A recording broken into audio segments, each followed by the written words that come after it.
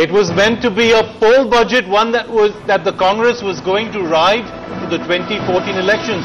But Budget 2013 was anything but that. It raised taxes, had few sops, and was distinctly missing the populism everyone expected. So, will it revive the economy? Or will it hit you with more inflation? Or will it help the Congress win the elections? Or did it even do any of those? Did it seek to try and be a specialist on any of those issues? Or was it just poor politics which win even poorer economies? That's the debate for tonight. Done. All right, but before that, let's take a quick look at what the finance minister said and how the opposition and the nation reacted.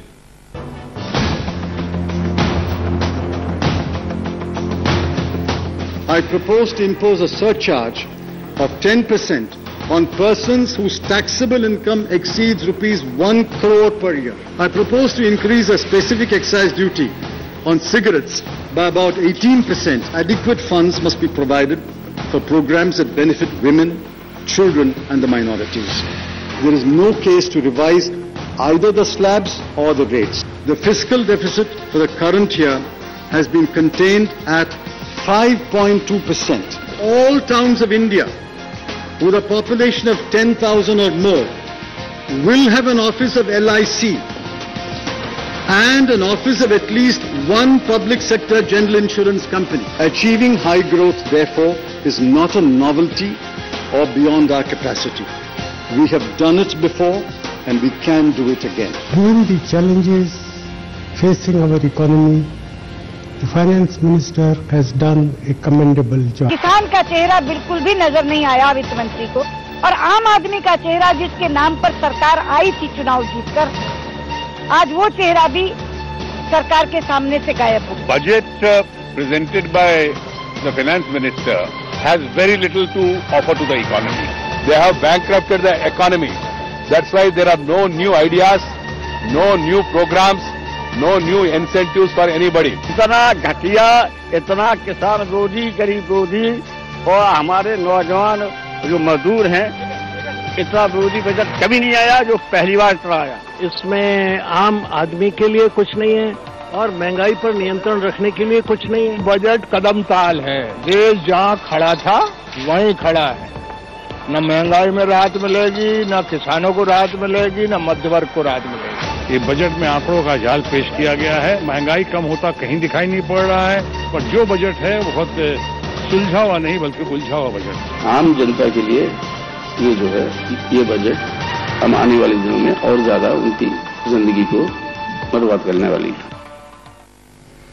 All right, well, defending the budget is Union Minister Kapil Sibal. Sir, thanks for joining us on NewsX. The opposition is saying that your finance minister had basically nothing to offer in the budget. How do you respond to that?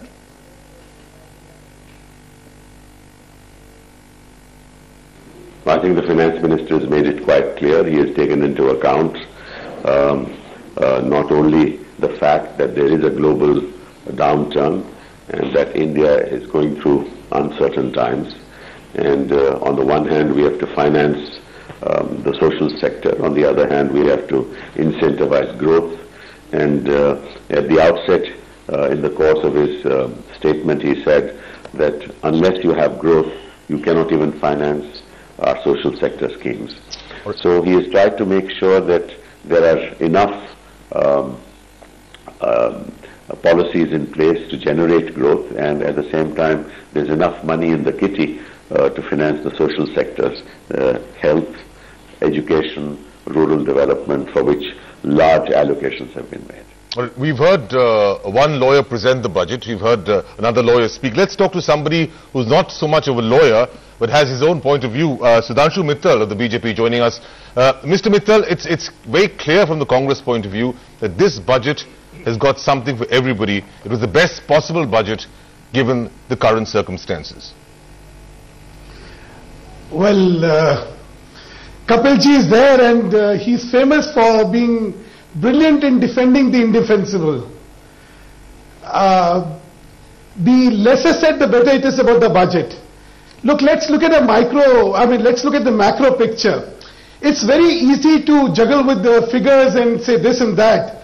Actually, it's not a performance in a theater. At the end of the day, you're talking about the economy. Now let's address the basic concerns of the economy. What they talk about development. How do you get development? You get development by getting inflow of foreign direct investment. That's one way. How does this budget address to that issue? Second, the biggest problem of this economy today is the parallel economy which runs in this country. That is the black money. I was hoping that this budget would address itself to that serious problem, which it at the end of the day doesn't. The third issue for me is inflation. Because if you look at a common man whom the Congress professes to be with, how does it address the issue of inflation for the common man? That is the one single biggest problem which let's give Meera, but let's put that to Kapil Sibal. Sir, do you think that the common man, I think what people are saying here is that the common man will bear the burden for what is generally called fiscal consolidation or financial discipline, that you've drastically cut expenditure, as Amarjit Kaur was saying, that this budget has no conscience. How would you respond to that, Kapil Sibal? On the contrary, in fact, he's been able to reduce the fiscal deficit to 5.2% as he had promised, and he intends to reduce it further to 4.8% by next year. And there is enough money. There is in the planned expenditure itself. As you know, the total budget is going to be 16 lakh crores, of which planned budget is over 5 lakh crores, and the balance is non-planned. So there is enough money. 80,000 crores for rural sector. For the rural sector, you think is not enough money. It's an increase of 46%. So I don't see how you say that he has had to reduce expenditure. Okay, Sudhanshu Mittal, I can see you shaking your head. I'm coming to you, but first, Naveen Raheja, as a businessman, do you believe the fiscal deficit figure, that it can be brought down to 4.8% just by raising taxes on the super rich and, suddenly raising disinvestment from 20,000 crores to 55 overnight? I mean, are you buying that 4.8 figure? Very difficult. Very difficult. If you look at, unless you increase the productivity, efficiency, and all these steps are taken, because we are not focusing upon, we are only focusing upon juggling of numbers here, We should actually look at, increasing productivity and tax base, and, so that this fiscal deficit actually on a long-term basis can work better. Okay, Dilip Cherian, will this government, will this budget be able to at least stem the free fall in the economy, in the GDP? Do you believe that at least our GDP will stabilize at about 5% growth, that we will not continue into this maze of unknowingness, this deep insecurity that Meera Sania talked about? I think that the one thing that you cannot accuse Chidambaram of, and Chidambaram has presented 8 budgets, is of not being understanding of what the economy really needs. And this is a very smart man, and usually it takes a long while to unravel a Chidambaram budget. And as we unravel, I think what is coming through is that here is a man who was constrained, who was reduced to just doing the drip irrigation to all the sectors he had to. Of course, he's done his bit for the social sector, but beyond this, he could not go. So, in some senses, to answer your question, I think that yes, the drift is over. He needs to trigger growth, and that's not going to come from what he's announced in the budget. Let's be very clear on that. This budget, as it is announced, is not going to trigger growth, but what it does is it reduces self-doubt. Meera Sanyal spoke about it, that the citizens' doubt on the government's ability to get itself sorted out. For the first time, I think here is a budget which says, I'm going to take control. I don't know about inflation, I don't know about growth, I'll deal with that later, but let me get my bookkeeping right. Let me make sure that there is an attempt at least to sort out the fiscal mess we are in. Yeah, but Meera also talked about a trust deficit, which doesn't seem to have been taken care of by this budget. Sudhanshu Mittal, it's interesting that Dilip spoke about that this is not the end of it, and that's perhaps with reason, because the finance minister himself said this is just a start. Wait for more things to come. What can we expect? Jahangir, let us understand that there is a distinction between the income and expenditure of the government, which is largely government revenue and its expense, and national wealth. See, a budget is not only just playing with the figures of your expense and income, but it's also a policy statement of your economic policy. Now, again, as I want to focus on, look, any sane government does the first thing, whatever creates wealth for its people, that's an industry which the government of the day will protect, encourage, and see that it flourishes. Now let us evaluate which sector has given wealth in the hands of people. I'm not looking at wealth in the hands of a few people. So gas is there, it's wealth in the hands of, say, Reliance. What is it which has created wealth in the hands of people? It is real estate.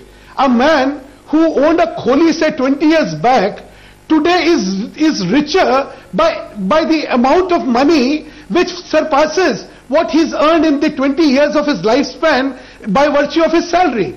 And even the price of homes has gone up. Is what you're saying is even the taxes on homes and real estate has gone up. Let's put that to Naveen Raheja. You're a developer. Do you feel shortchanged by this budget? Do you feel the finance minister has hit the most common way of creating wealth for the most common man? See, it was extremely disappointing for our sector. Because this is one sector, had you given little hand-holding. You wanted infrastructure status. Yeah, we wanted infrastructure status, we wanted ATIB, affordable housing exemptions, given on tax, to the developers, so that we can create mass housing to those people. More than 90% people in this country, they cannot buy a house in a metropolitan city now. But you got a SOP for low-income housing, you got that extra 1 lakh. But where is the house? Where is the house for 40 lakh rupees? Yeah, that's the point. That at least in metros, unless you address that issue, you may announce a SOP. Now it goes only for tier 2 and tier 3 cities so only. So Jagdambika Pal, they're accusing your finance minister of playing games of giving a SOP for low housing, but putting the figure of low housing so low that no house exists at that price point, 40 lakhs. No, Jagir, what is critical is this sector has been deliberately starved of funds. And this is not fair. Financial support to a sector who is going to buy any house worth of rupees 50 lakhs, more than 50 lakhs. 40 lakhs, you don't feel that he has kept it some money also. Now in circumstances, now Chidambaram, I think so, he has increased a person who is going to take a loan up to 25 lakhs. So now 1 lakh extra rebate he will be given. So it doesn't mean that only a person now who is taking 25 lakhs rupees, he is having only that money. Because he has earned some also, a person who is going to take. So it can be more than that, and it is supposed to be up to 25 lakhs. So let's hold the debate for 5 minutes.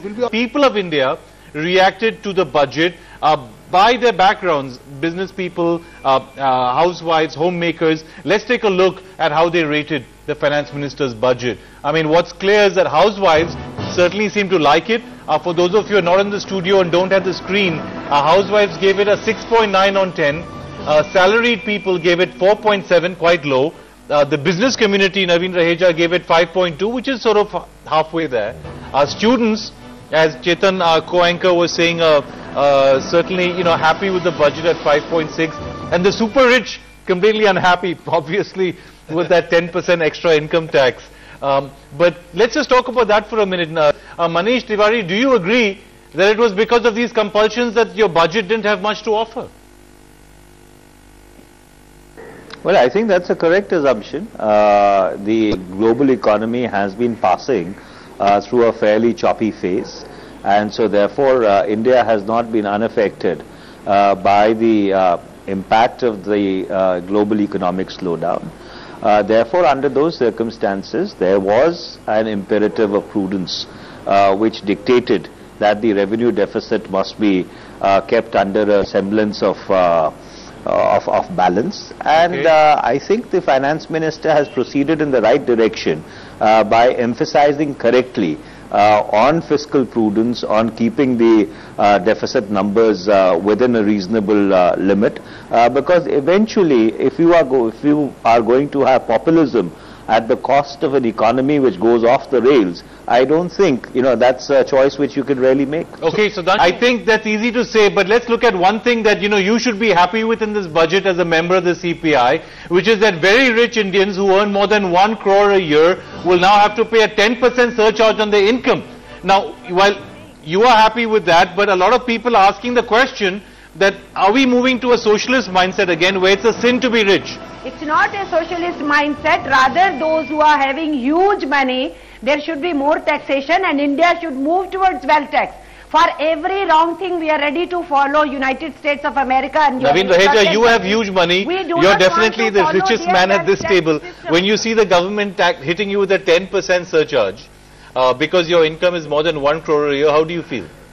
See, I think as such, in numbers, it does not make much of a difference to us. It doesn't make. But the truth is, you know, whatever money we take as entrepreneurs, you know, that goes back into investment again.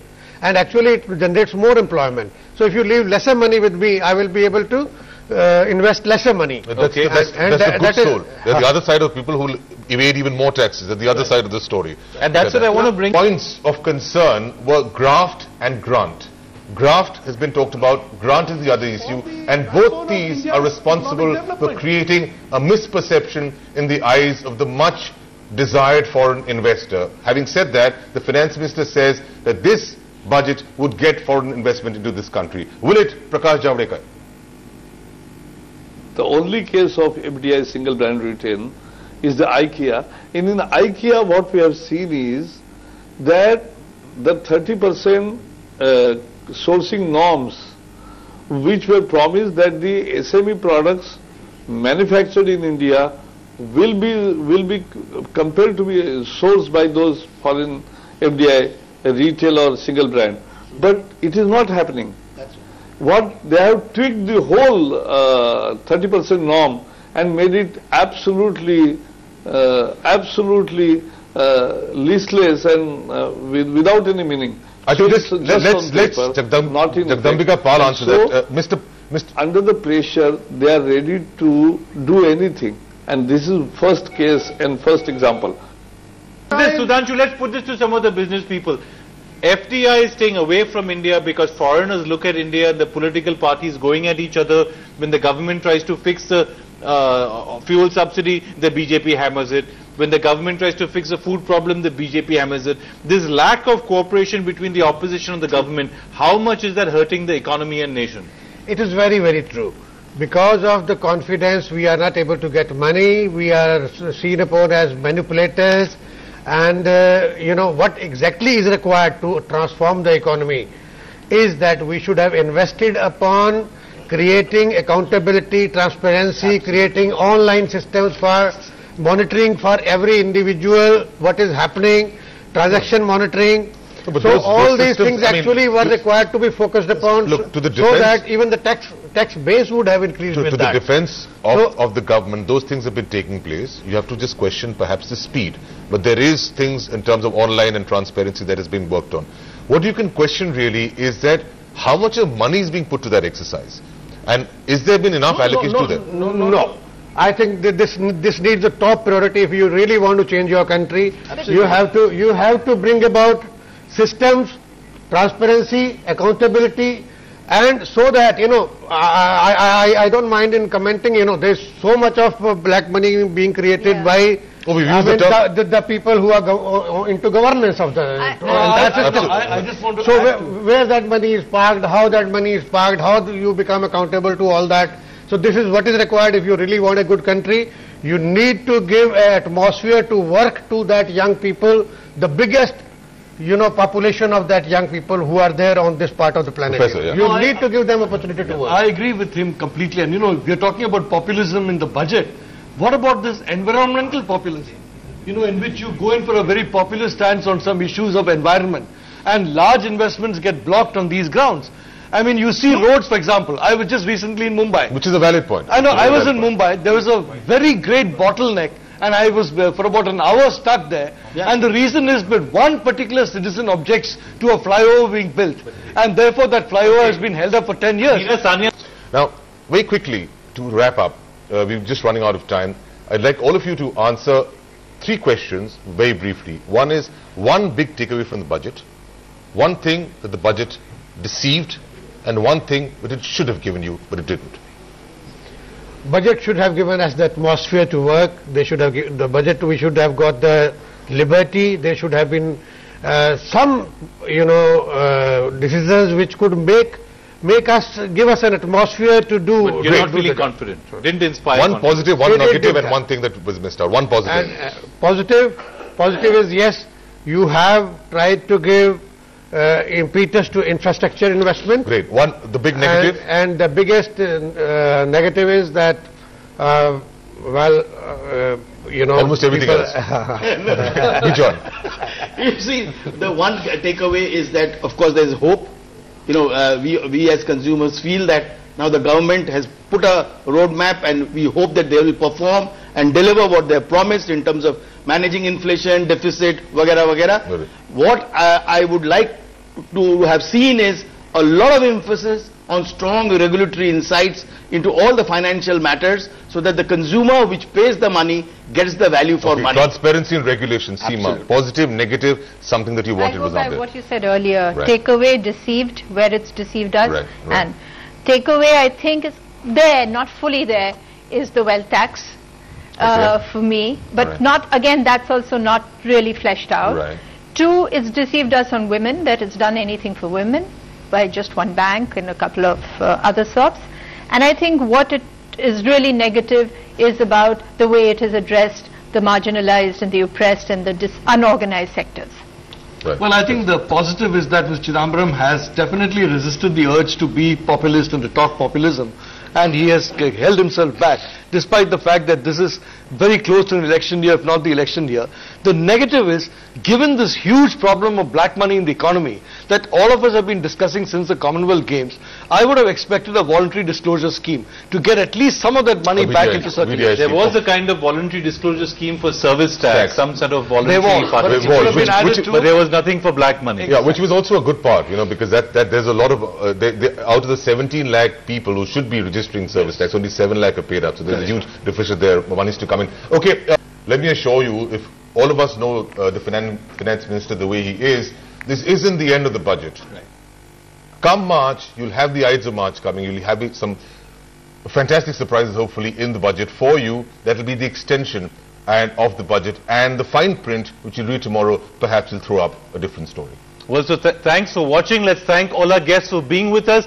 Budget 2013. Some say incrementalism, some say real revolutionary change. Ultimately, you'll know when the impact hits your pocket.